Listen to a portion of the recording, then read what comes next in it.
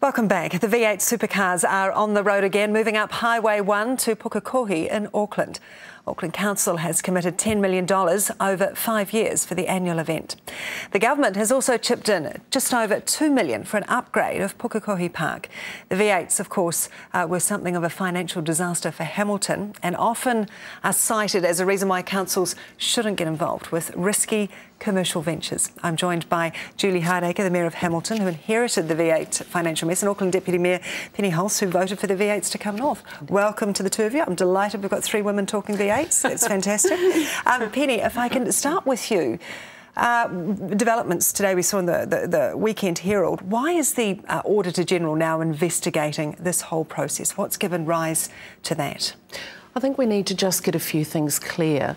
The ATED, the council arm, which is our economic development and tourism arm, has done a full due diligence. There's a large due diligence report that's been prepared, as well as a risk analysis, and we've used the Audit Office report into Hamilton to base our risk analysis. The key thing is, however, that we've got a small councillor oversight group who are going to be going through this. Not every single councillor around the table, but the work has absolutely been done. It does seem like there's not everyone has been privy to the information, the suggestions of secrecy. Julie Hardaker, you had this issue in Hamilton too, didn't you? Yes, that was one of the issues that was raised in the V8 audit report for our investment in the V8's race, and that was about the importance of councillors having access to all the information, and so that when they made the decisions, they actually had everything in front of them.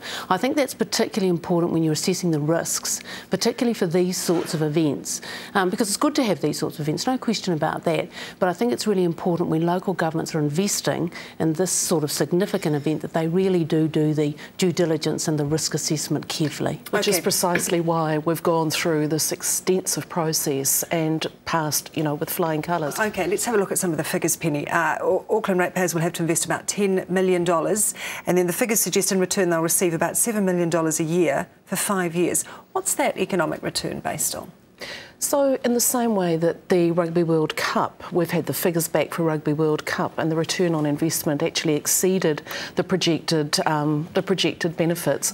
We've used the same calculation. This is by way of jobs, and councils, and Julie and I would agree on this, councils exist to build the economic base of our communities and create jobs, and that's what this will do. History would suggest, though, that you can achieve that with the World Cup. History doesn't suggest that, though, with V8's, does it? Because that certainly wasn't your experience in Hamilton. This was a disaster for you, wasn't it? Yes, in terms of the investment from the ratepayers' perspective, absolutely. I mean, the event itself was a good event, and let's not detract from that, because it is a good event and it's a well-run event.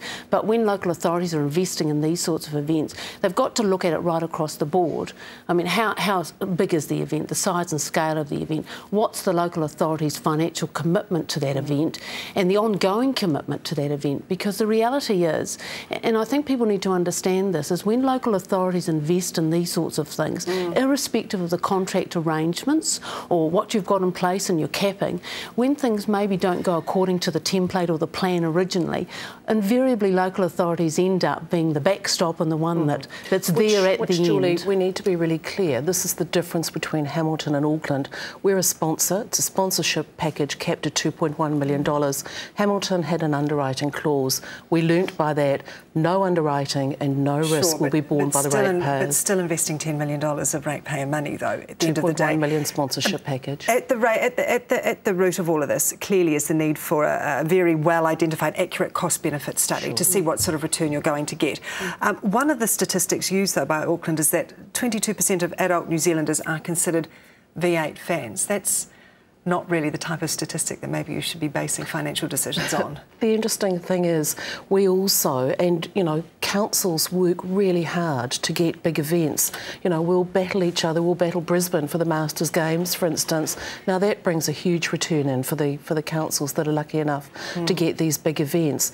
Each of these events covers a certain portion of our community. The thing I'm interested in is the 150,000 visitors and the 50,000 bed nights. Estimated. these are conservative estimates. These are jobs for our people who are actually struggling. We want our people who are working in hotels to keep their jobs, and we want our people in the hospitality industry to keep their jobs. Is there a lesson that you have learnt here, Julie, that councils maybe need to pull back from getting involved with things like building stadiums and hosting big commercial events? And we've seen this. We've seen issues in Hamilton. We've seen issues in Dunedin. What's your stance on that? Look, I think these are difficult issues for councils to grapple with, because I think there is a role for councils in these sorts of investments. But I think the key here, Rachel, is to really do the homework well. Let's look at the business case, and it's got to be conservatively weighted. Look at the financial imperative, and what is the investment and how is that structured, and is that within the constraints of the budget of that particular local authority. And thirdly, the risk analysis is crucial, because many of these, for example, large events, the business case is premised on the number of people that will attend the events, and of course that's an unknown, because each year that can go up or down depending on the weather, depending on the economy, and all of those things.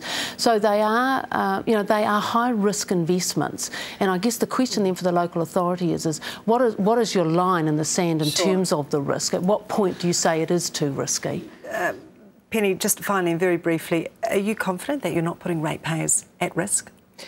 We've got a large events budget, and we've got a large events plan for the next 5 or 10 years, which will be run by the Tourism and Economic Development arm of Council. This sponsorship package fits absolutely within current budget, and we think it'll be good for Auckland. All right. Acting Auckland Mayor Penny Hulse, thank you for your time. Also Hamilton Mayor Julie Hardaker, thank you. Great to talk to you on V8's. Do stay with us. We're back after the break.